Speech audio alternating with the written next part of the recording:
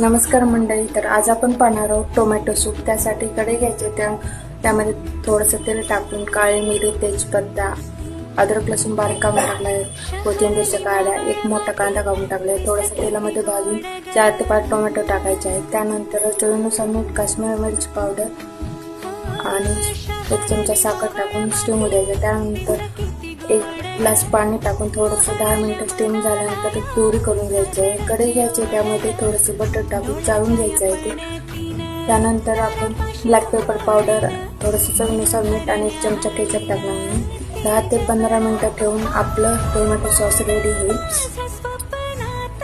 Bread slice घेते, बारीक तुकडे करून घ्यायचे. पॅन ठेवून थोडेसे बटर टाकून फ्राय केले आहेत आपण. आपलं सूप तयार आहे. व्हिडिओ और लाईक, शेअर, सबस्क्राईब नक्की करा. Thank you for watching.